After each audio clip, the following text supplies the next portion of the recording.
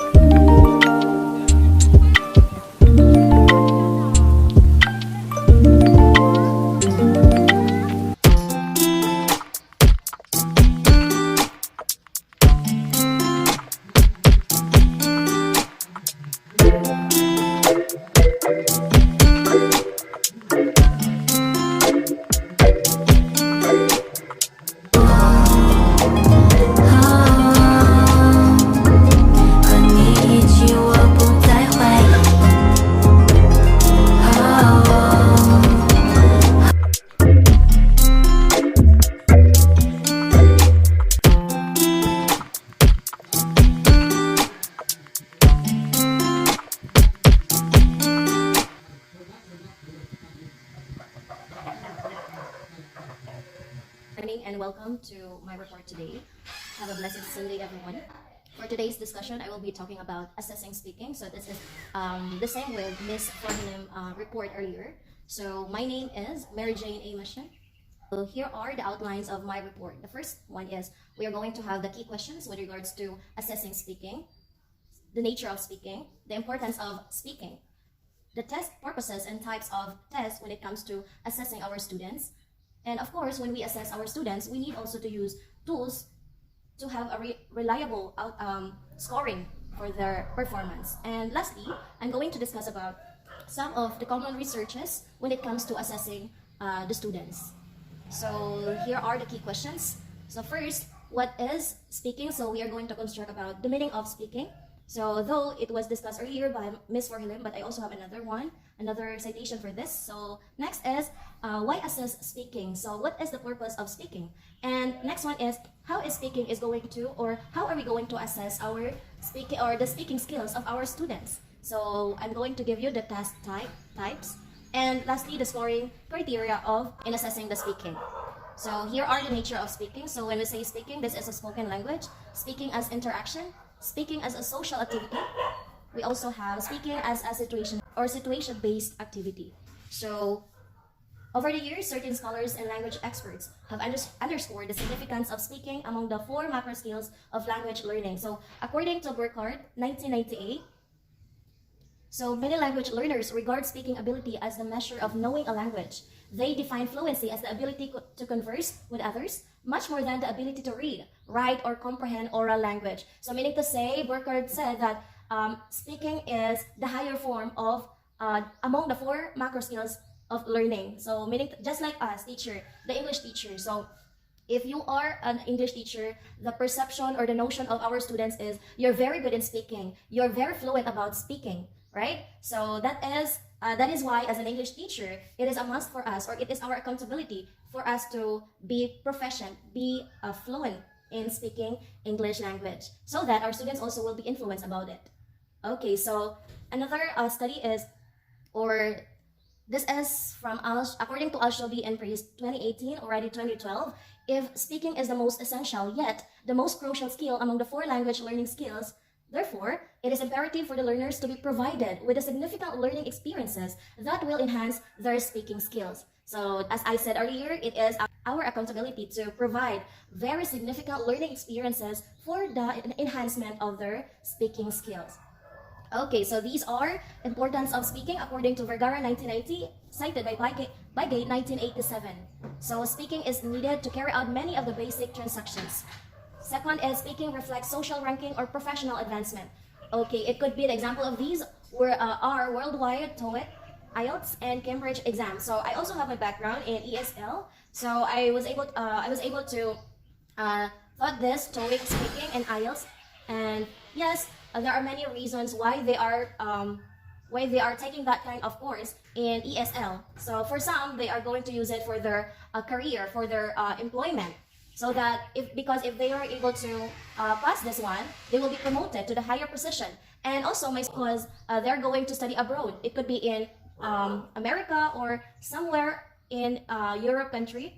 So another thing is speaking is a skill that allows people to be confident and competent communicators. So that's very true. So it is also, we can also feel this one in the classroom, that if one of our students is very good in speaking English language, so probably their classmate will say that, oh, she's very smart because she can speak in English, right? So that is through speaking, they can be confident and competent communicators as well. And also, speaking is a medium through which much language is learned. And lastly, speaking is the skill by which speakers are most frequently judged and through which they may make or lose friends. Okay, so just like what I said earlier also, you will be judged, if you're an English language teacher, you will be judged with your fluency on how you're going to communicate using the language. Okay, so how is your grammar? How is your pronunciation? So that's the common perception. Kumbaga, bantayan kanila according ana nga mga category or criteria. Okay, so now here, why we are going to assess speaking. Different groups of language learners have different needs, such as international travelers, language for travel, language for leisure as well. So yes, that's very common in ESL world. Second is migrants, survival skills, access to employment. Okay, I also mentioned this one earlier, that especially when you are going to migrate to other countries, so probably English is the universal language, and most commonly you need to adapt that so that you can interact with people there. And also for students, it is used for exams, academic communication, and social interaction. So different users have different purposes when they seek information from tests. And also, but most users of language do need to speak. So why assess speaking? For our speaking improvement, or it could be it gives the confidence for the learners to be very good in communicating that in the classroom, or it could be in outside the classroom. Okay, so here are the common criteria used in assessing the student's speaking skills. First, the accuracy of the language. Okay, the grammar. Second is the fluency. Third is the pronunciation. So these are the common, and intonation as well. Vocabulary. So grammar, cohesion. We also have the coherence, organization, discourse size, and communicative strategies. So this is according to Andrade and Drew et al. 2005. Okay, so here, things to consider. So this is apart from the fact that several Englishes have already developed among different English and non-English speaking countries throughout the years. So the multilingual environment in choosing the suitable assessment method to be able to understand that each and every language word has a distinct linguistic repertoire. Okay, so that is very challenging for us English teachers, especially if the area that we are assigned or the learners that we are able to teach, they are having a multilingual language, or they are having a lot of languages. So that is why it's very challenging for us to find any significant method, or it could be strategy for them to learn. Okay, so here are, this is according to Alhemi and Khan Larzadi 2016 et al. Assessing speaking in multicultural English language teaching, growth about by differences in terms of a learner's cultural and linguistic backgrounds. So that's the common thing also that we need to adjust, especially in learning, or it could be assessing their speaking skills. Okay, so what do we need to decide before giving a speaking test? First, what aspects of language we want to assess. So for us English majors, so the English language is the language that we need to, or that we want to assess. Second, how to elicit rateable language samples from test takers suitable for the aspects of language. So what are the tools that we are going to use in assessing our students? Okay, so we need to decide the elicitation techniques or test format types of questions or task types. Okay, so here, so we can assess our students individually. We also have paired. Next, group by group also we can have it. And open-ended task. And lastly, the structured task. So these are the elicitation techniques on how we are going to categorizing in assessing the speaking of our learners. Okay, so this another scholars, Oshawa 2017 and Kosana 2008 emphasized the value of speaking and its assessment, the impact of non-assessment of speaking in teaching, and the implementation of speaking assessment. Okay, so here are the tools that we need to use. Okay, the standard rating criteria. So the analytic and the holistic rubrics. Okay, so let's differentiate or compare the two tools in assessing the speaking of our students. So first, let's have the description when it comes to holistic. So it provides a single score based on an overall impression of a student's performance on a task. Next, or the analytic is it provides feedback along several dimensions. Descriptors may or may not be included. Okay, so if we're going to compare their description, analytic is more is very detailed when it comes to what kind of criteria are you going to assess for the learning or for the speaking skills of the student.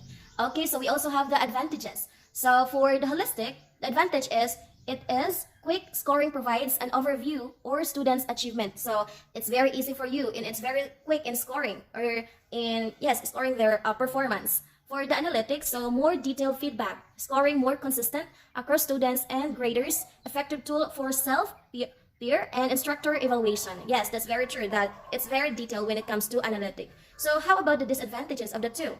So for the disadvantage of holistic, it does not provide detailed information, may be difficult to provide one overall score. And for analytic, the disadvantage is time consuming to score. Yes, it's very time consuming because as we have, so it is more detailed. So when you give feedback, it's very detailed, and the consistency of the score also is evident in analytic rubrics. Okay, so use when you want. So a quick snapshot or achievement in a single dimensions inadequate to define quality.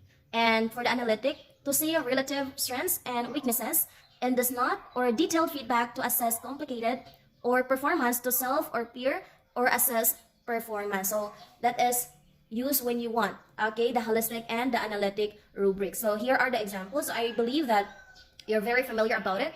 Okay, so here is the holistic rubric and is the analytic rubric. So if you can see, it's very, the two is very different from each other. So for me as an English teacher, I usually use analytic rubrics. So as what I said earlier, it's very detailed and it's very reliable as well. So if your students will ask, Mom, ganong hingani man among score? So you can also assess them by giving the feedback of that. So you can use also the criteria. So may nga ka nga, yes, you are lacking about this criteria. So it's easier for you to base your scoring.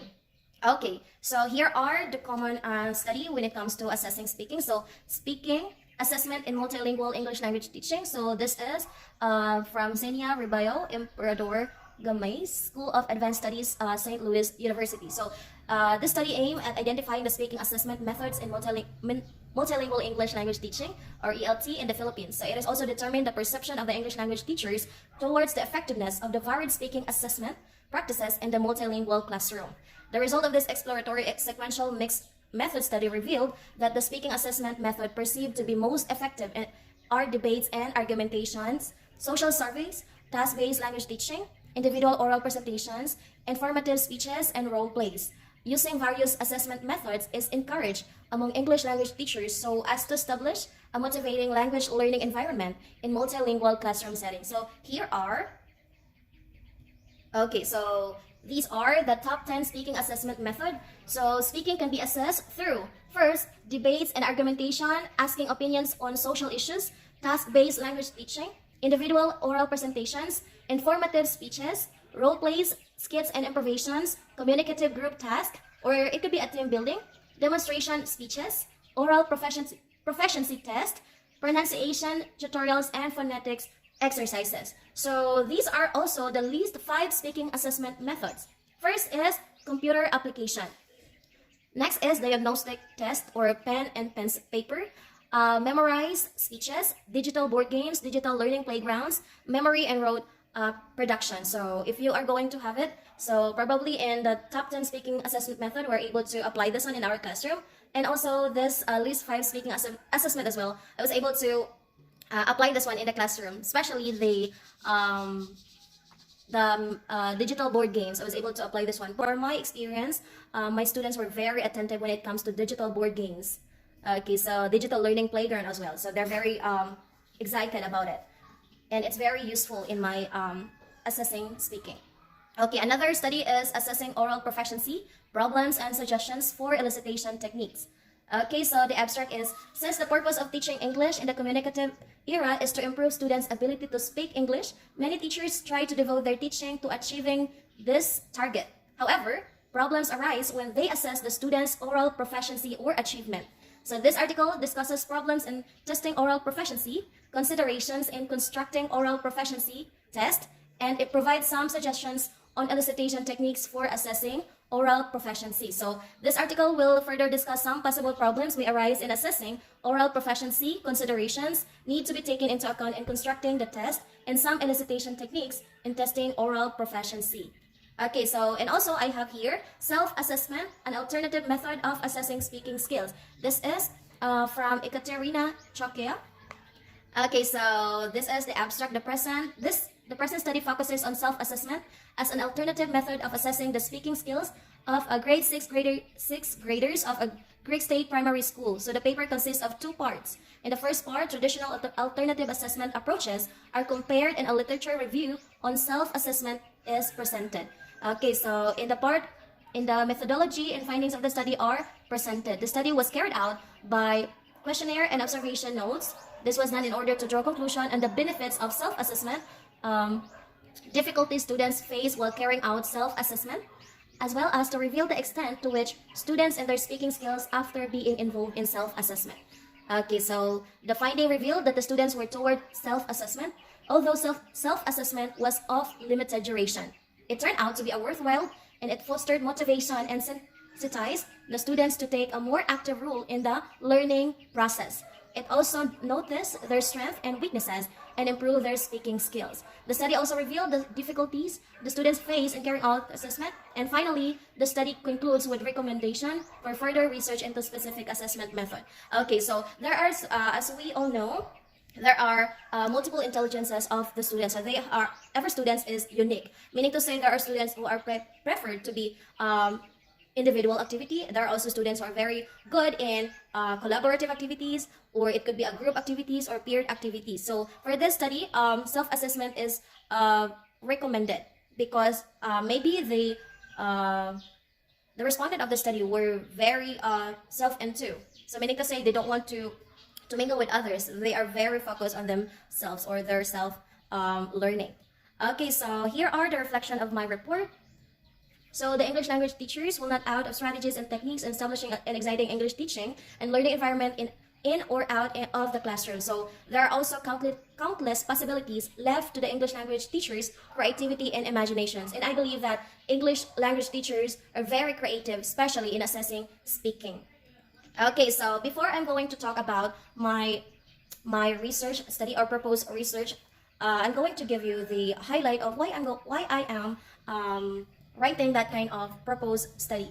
Okay, so my study is anchored on gamified learning theory. So this is actually Ma'am for him also is having the game-based strategy in assessing the speaking, and I also believe that gamified learning theory is also is very common or is very useful in assessing the students. Okay, so as I've noticed in grade 8, one of my respondents in this study is they are very into game. They are also motivated in participating any English activities when it comes to gamified strategy. So that is why I use this study.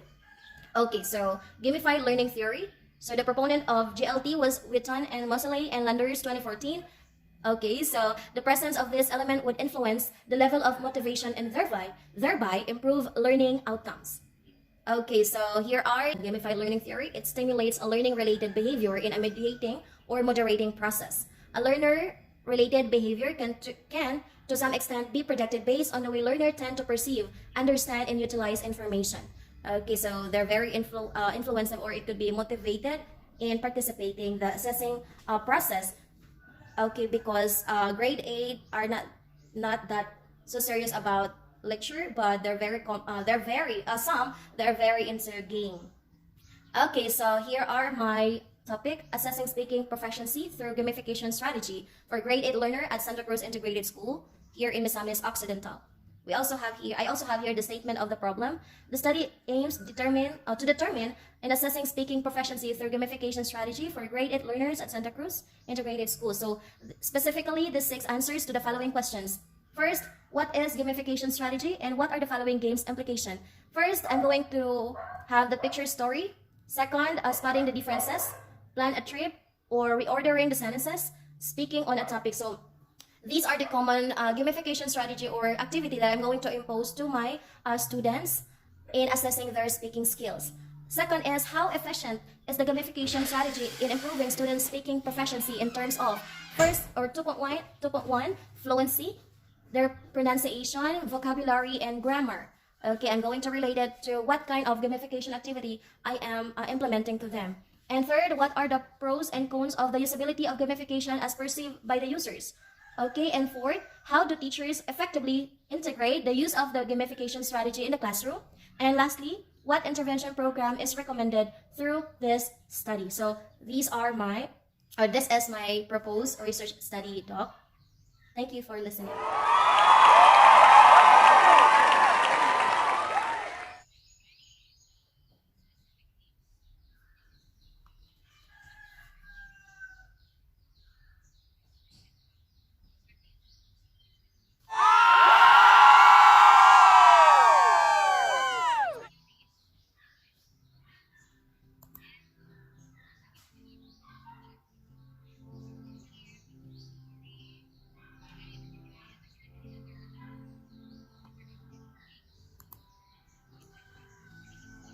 Yes, doc. Yes, doc.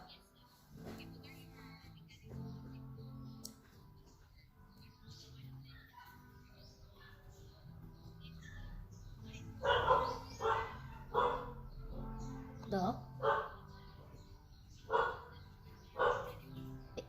Yes, doc. I also yes, because I was an ESL teacher, I was able to adopt this one, the picture story, and also spotting the differences. So I also adopt this one in the classroom, and it's very good for the students. They're enjoying in adapting this or applying these activities as well. Wow.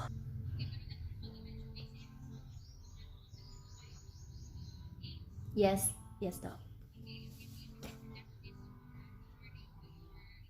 Yes, doc. Probably doc.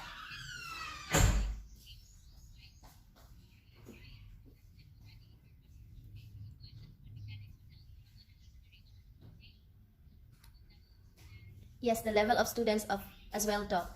because my grade 8 student, yes, their ability, yes, most of my students were very little, they're not very serious about giving the serious assessing speaking assessment. Okay, they're more into games. So right after the recess, they're very good. They're very attentive when it comes to games. So that is why, as a teacher, as an English teacher, so I'm going to adopt their interest, their attentiveness when it comes to games. So that is why I consider these games for their interest though. Experience. Yes though.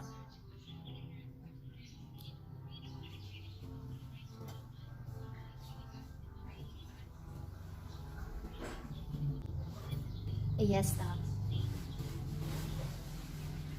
My personal. Yes though.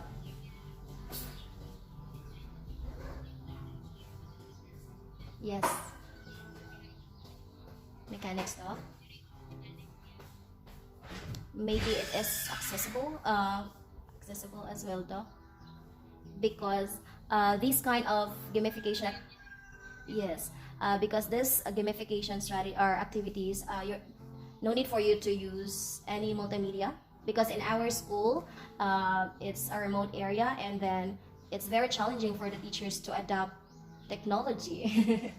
That is why, yes, yes, doc, yes, doc.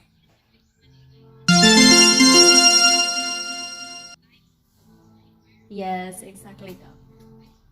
Mm. Yes, doc. Okay, so which one, doc? The second one, or another consideration?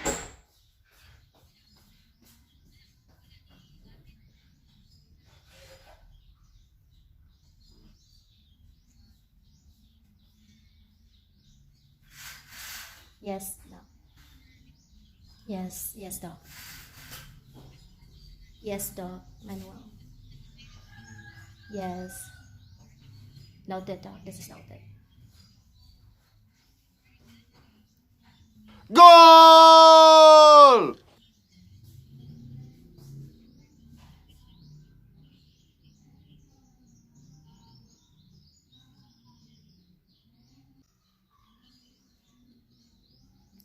This one, doc. Maybe I'm going to adopt the TOEIC, doc, and the IELTS, but I wasn't able to experience the Cambridge. Yes. Yes, yes, doc. Theory.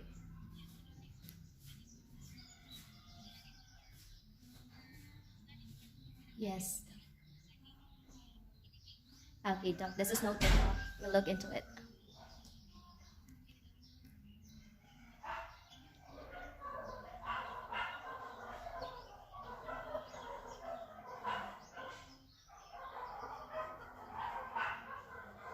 Yes, doc.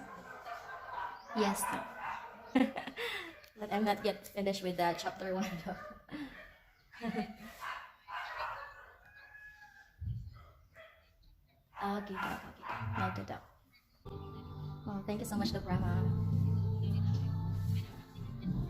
Yes, yes, doc.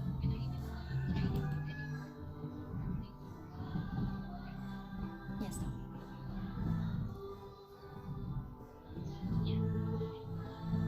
Thank.